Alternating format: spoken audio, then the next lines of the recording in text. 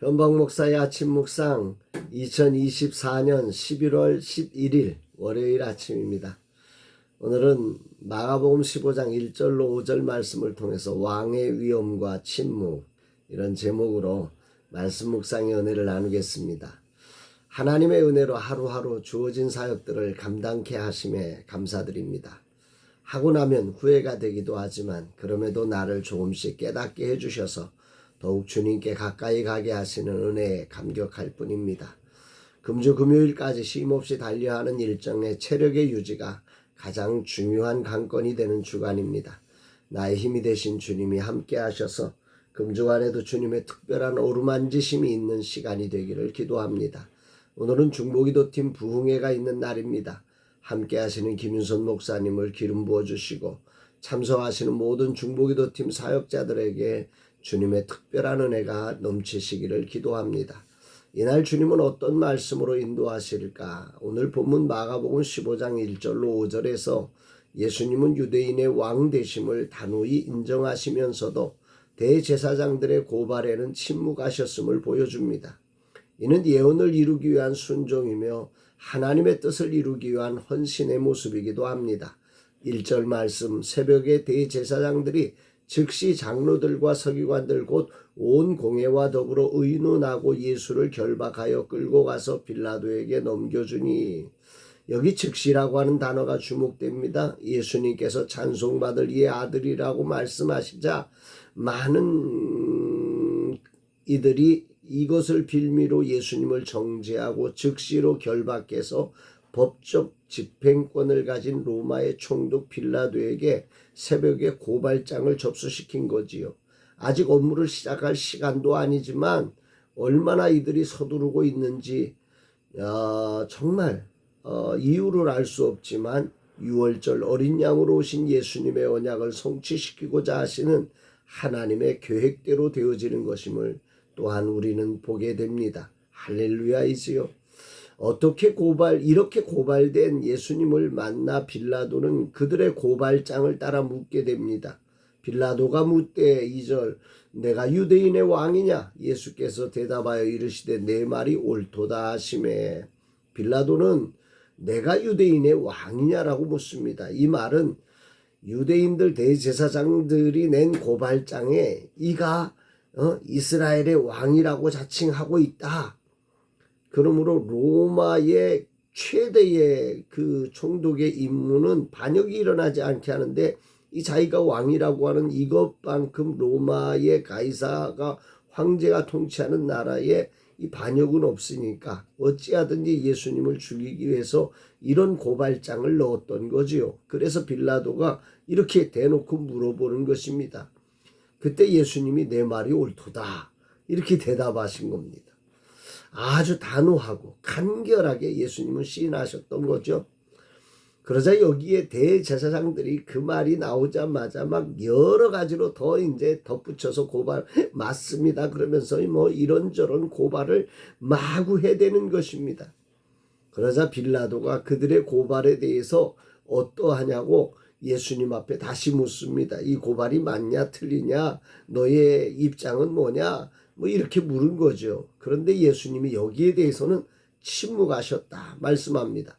3절로 5절, 대제사장들이 여러 가지로 고발하는지라 빌라도가 또 물어 이르되 아무 대답도 없느냐? 그들이 얼마나 많은 것으로 너를 고발하는가 보라 하되 예수께서 다시 아무 말씀으로도 대답하지 아니하시니 빌라도가 놀랍게 여기더라.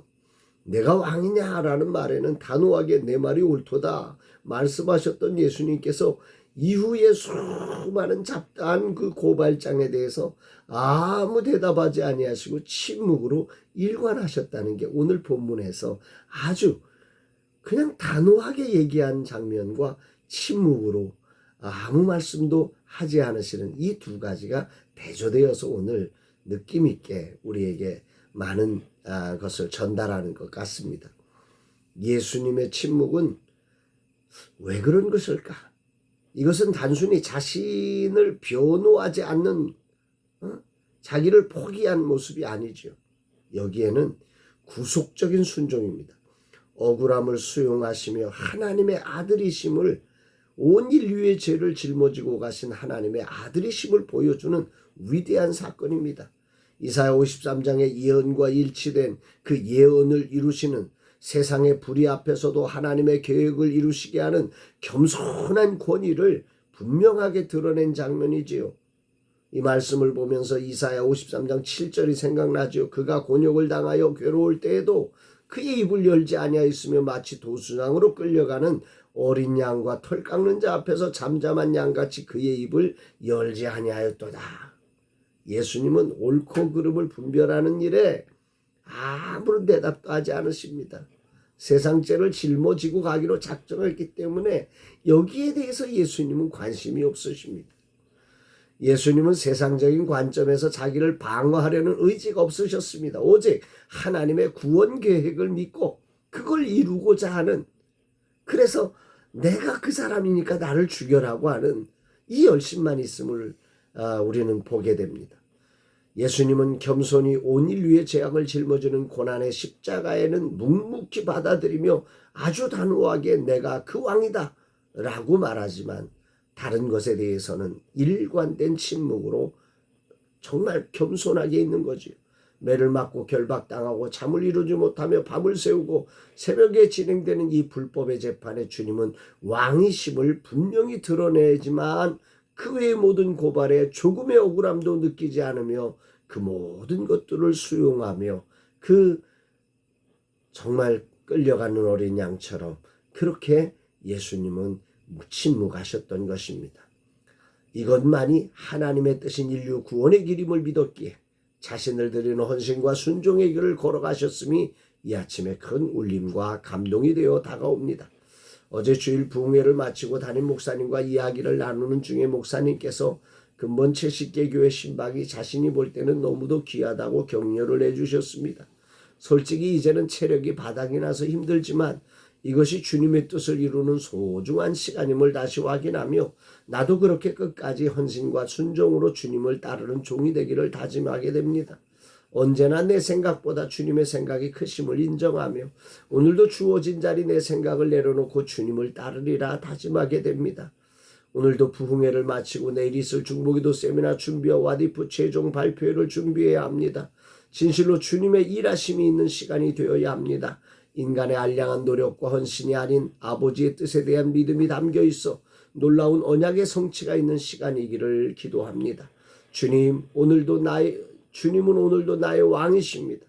그분은 왕이심에도 겸손히 아버지의 뜻을 위해 고난의 길을 헌신과 순종으로 당당히 걸으셨음을 묵상하며 나도 오늘 하나님의 자녀요 주의 종으로 당당히 내게 주어진 자리를 헌신과 순종으로 걸어가며 이 길을 통해 이루실 하나님의 계획을 믿음으로 붙잡게 됩니다. 주여 당신의 뜻을 이루시옵소서. 웨이브리즈 플랫폼을 향해 내 마음이 다 쏟아져 있지만 이것을 오직 주님께 맡겨놓고 주님이 명하신 일에만 헌신과 순종의 길을 걷는 것이 때론 버겁고 뭔가를 엄청 외치고 싶을 때가 많습니다. 그러나 그 모든 것을 침묵하고 오직 내가 해야 할 일과 헌신과 순종의 길을 걸으신 주님을 따라 나도 오늘 왕이신 하나님을 신뢰하며 내가 그분의 종임을 시인하며 묵묵히 이 길을 헌신과 충성으로 걸어가고자 합니다. 주님 제 마음 아시지요. 웨이브리즈 플랫폼이 주님이 맡기신 사역임을 확신합니다. 그러나 주님이 제게 주신 지금 이 길이 제가 해야 할 목이며 지금은 그저 묵묵히 걸어가야 할 때임을 기억하며 주님께 맡기고 나는 갑니다. 감당하고 있는 조이스 필름 PD 두 분과 유니선 작가, 바트프라임 정영호 대표와 직원들 그리고 송수민 대표를 축복하소서. 불안하고 두려운 마음들을 다 맡깁니다. 주님 당신의 뜻을 이루소서. 오늘도 주님을 신뢰하며 제게 주어진 자리를 충성으로 헌신합니다. 주님 받아 주옵소서 고백합니다. 사랑하는 여러분, 여러분들은 오늘 어떠십니까? 오늘이라는 삶의 자리에 다양한 많은 나를 변호하고 싶은 많은 이야기들의 고발장이 접수될 때 어떤 모습이십니까? 오늘 예수 그리스도의 삶을 통해서 수많은 고발장에 일희일비하며 거기에 맞대응하고 나의 많은 부분을 허비하느라 나에게 맡겨진 직임의 자리에 헌신과 순종으로 다가가지 못하는 그런 어리석은 자가 되지 않고 영적 싸움의 승리자가 되어서 하나님께 온전한 영광을 올려드리는 저와 여러분들의 삶과 사역 되기를 주의 이름으로 축복합니다. 사랑합니다.